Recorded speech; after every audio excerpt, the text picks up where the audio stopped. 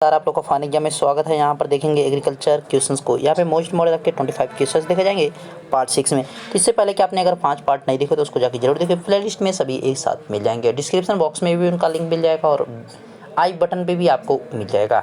Okay, आई button पर click करेंगे तो वहाँ पर भी आपको इसके प्ले लिस्ट पूरी देखने को एक साथ ही मिल जाएगी। तो वहाँ पर भी आप क्लिक करके देख सकते हैं सारी चीज़ों को, या तो प्ले लिस्ट में भी आप जाके एक साथ में ही सारी वीडियो देख सकते हैं। बाकी अदर भी वीडियो आपको प्लेलिस्ट में मिल जाएंगे, डिस्क्रिप्शन बॉक्स में भी मिल जाएंगे। ठीक है, शुरू करेंगे वीडियो को और देखेंगे मोस्ट इंपॉर्टेंट क्वेश्चन। किसी क्वेश्चन में कोई डाउट हो तो उसको कमेंट करके हमें जरूर बताएं। ओके, पहला क्वेश्चन रहा है आपके सामने कि मूंगफली के दानों में वसा की प्रतिशत मात्रा होती है। What is the percentage of fat in peanuts. तो यहाँ पे राइट आंसर की अगर बात की जाए तो पहले में क्या हो जाएगा जवाब, तो कितना होता है 40% होती है। मूंगफली के दानों में वसा की जो परसेंटेज होती है कितनी होती है 40%। ओके, नेक्स्ट, भारत में कितने कृषि जलवायु प्रदेश हैं। How many agro climatic regions in India. कितने हैं, 15 हैं। याद रखिएगा 15 जो है कृषि जलवायु प्रदेश बनाए गए हैं भारत में। ओके, नेक्स्ट, कसानी किस फसल से संबंधित है। With which crop is the chicory related. तो यहाँ पे राइट आंसर की बात की किससे संबंधित है, बरसीम से। याद रखिएगा बरसीम। ओके, कसानी किससे संबंधित है, तो बरसीम से। नेक्स्ट क्वेश्चन, खरबूजे के बीज में तेल प्रतिशत है। Melon seeds have oil percentage. यहाँ पे जो मिलन के सीड्स होते हैं उसमें कितने परसेंटेज होता है तेल का, तो उसमें अगर राइट आंसर की बात की जाए 40 से 45% होता है। याद रखिएगा 40 से 45%।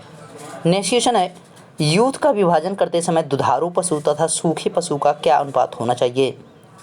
What should be the ratio between milch. देखिए मिल्च यहाँ पे कहा गया यानी जो मिल्की यानी जो दुधारू एनिमल्स उनकी बात की जा रही है, animals and the dried animals while dividing the youth. यानी जब उनको यूथ के समय यानी जब वो युवा होते हैं तभी उनको किस बेस पर अलग किया जाना चाहिए, रेशियो क्या होना चाहिए। तो रेशियो यहाँ पे जो आपका दुधारू पशु और सूखे पशु यानी मिल्क और आपका ड्राइड है तो उनका क्या होना चाहिए, 3 और 1 का रेशियो होना चाहिए। ओके, यानी B option is the right option. Next, बधिया करने की सबसे उपयुक्त विधि है। What is the most appropriate method of the construction. ट्रेटेशन है, कंस्ट्रेटेशन। तो क्या हो जाएगी, राइट आंसर क्या हो जाएगा, बर्डिजो कंस्ट्रेटर है। याद रखिएगा B option is the right option. Okay, next है, द्विकाजी मुर्गियों का शरीर होता है। वेनेशियल चिकन्स हैव अ बॉडी। तो द्विकाजी जो मुर्गियां होती हैं उनका शरीर कैसा होता है। राइट आंसर की बात की जाए आयताकार होता है यानी रेक्टेंगुलर होता है। याद रखिएगा रेक्टेंगुलर।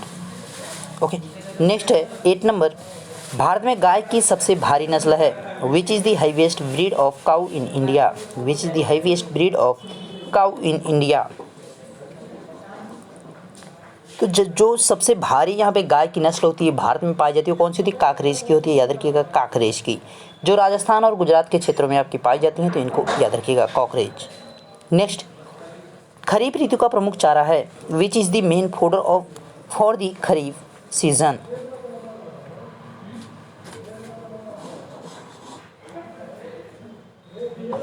तो यहाँ पे राइट आंसर की बात किया तो कौन सा हो जाएगा, मक्का हो जाएगा, मेज हो जाएगा। याद रखिए कॉर्न भी आप कह सकते हैं। नेक्स्ट, हल को खींचने में लगे समस्त खिंचाव का कितना प्रतिशत कूड़ काटने में लगता है। यानी जो नीचे आपका मिट्टी को काटता है उसकी बात की जा रही है। What percent of the total stretch spend pulling the plough does the make to cut the furrow. तो कितना लगता है, 48% लग जाता है। ओके, 48% यानी C option is the right option. Next question देखिए, ट्रैक्टर चालित कल्टीवेटर में फार की संख्या होती है। नंबर ऑफ फार in a tractor drive in cultivators.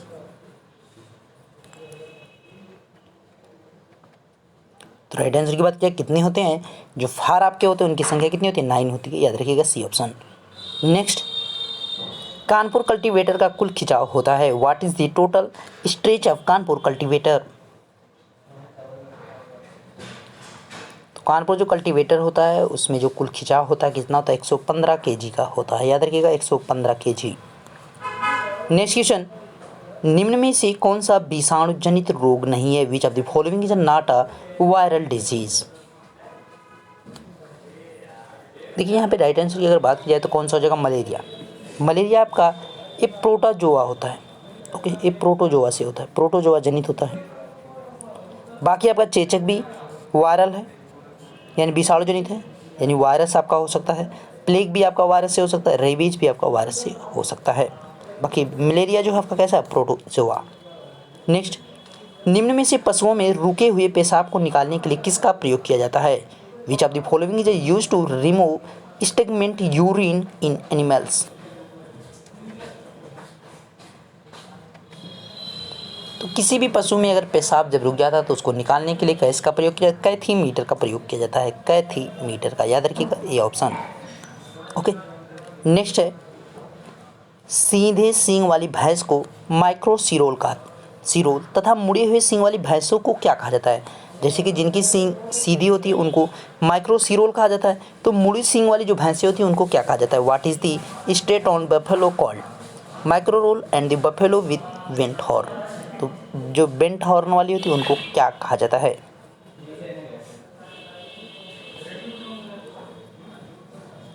तो उनको कहा जाता है स्पाइरोटीरोला, स्पाइरोटीरोला कहा जाता है, जिनकी सींग जो है क्या होती है? मुड़ी होती है। ओके, नेक्स्ट देखिए, करेले की अगेती किसमें? What is the early variety of bitter gourd? करेले को विटर गार्ड कहते हैं। तो यहाँ पे राइट आंसर की बात की जाए तो क्या हो जाएगा? पूसा विशेष जो होती है वो करेले की अगेती किसमें होती है? याद रखिएगा अर्लियर वैरायटी है, यानी कौन सी? पूसा विशेष, पूसा स्पेशल। नेक्स्ट, मूली में चरपराहट किसकी उपस्थिति के कारण होती है? What is the presence of spiciness in radius? Ready से तो किसके कारण होती है? आइसोथायोसाइनेट, आइसोसाइनेट भी आप कह सकते हैं। ओके, आइसोथायोसाइनेट इसको कहा जाता है। अगर बात की जाए यहाँ पे मोमोरोसा डिसीन की बात की जाती है, किसके होता है? करेले में जो कड़वाहट होती है, जो करेले में कड़वाहट होती है। ओके, करेले में जो कड़वाहट होती है उसकी बात की जा रही है।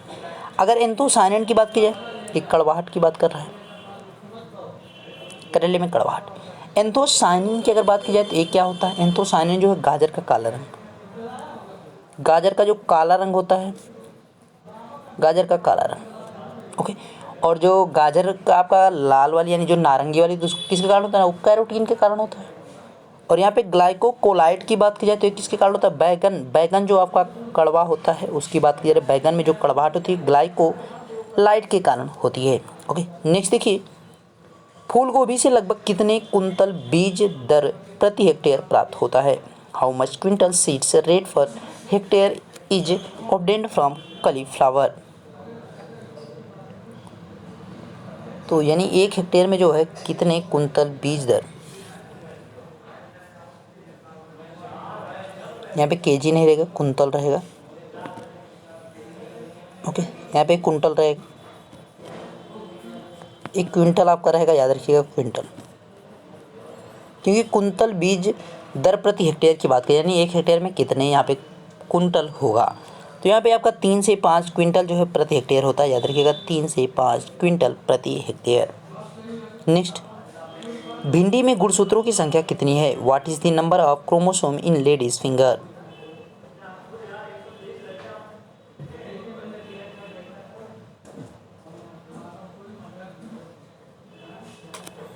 तो यहाँ पे राइट आंसर की बात की जाए 32 हो जाएगा, याद रखिएगा 32। ओके, 32। नेक्स्ट देखिए, फलों में सर्वाधिक कैल्शियम का बढ़ता क्रम है। What is the highest order to calcium in fruits?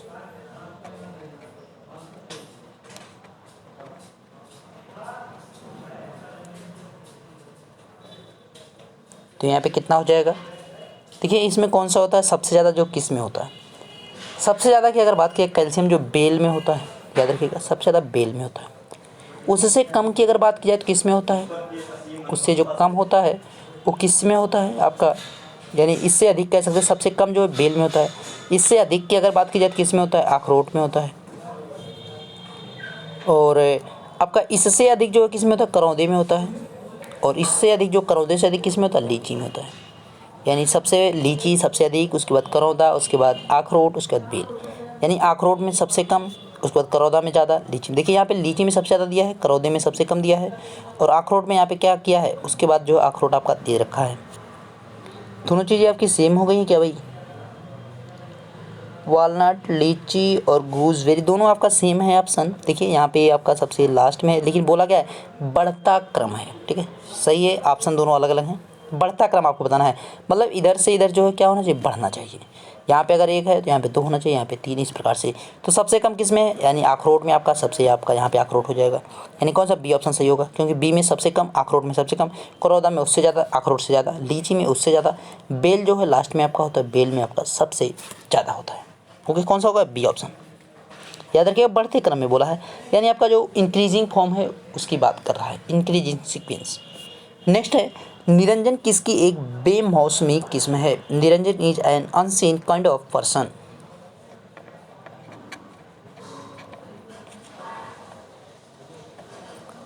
तो यहाँ पे जो निरंजन है वो किसकी फसल है, तो मैंगोस की है, आम की है, याद रखिएगा आम की। नेक्स्ट, पतझड़ वाले पेड़ों की छटाई किस माह में की जाती है? In which month in the pruning of autumn trees done. जो आपके छटाई और कटाई वाले जो पेड़ पौधे होते हैं, पतझड़ वाले पेड़ों की बात की जा रही है, तो उनको कब किया जाता है? उनकी जो छटाई की जाती है कब की जाती है? नवंबर में की जाती है। ठीक है, उनके जो कट्स किया जाता है कब किया जाता है? नवंबर में। स्लीप नोज फार का प्रयोग किस हल में किया जाता है? In which solution in sleep nose far used. यहाँ पे विच फार, ठीक है, which far is use, sleep nose far used, which for is sleep nose far used. तो फार की यहाँ पे बात की जा रही है, सोल्यूशन नहीं है यहाँ पे। हल जो है आपका सोल्यूशन से ले लिया, लेकिन आपका सोल्यूशन नहीं रहेगा, यहाँ पे फार रहेगा। ओके, तो किस फार में यूज किया जाता है स्लीप नोज का? तो अगर राइट आंसर की बात की, किस में किया जाता है? पंजाब हल में किया जाता है।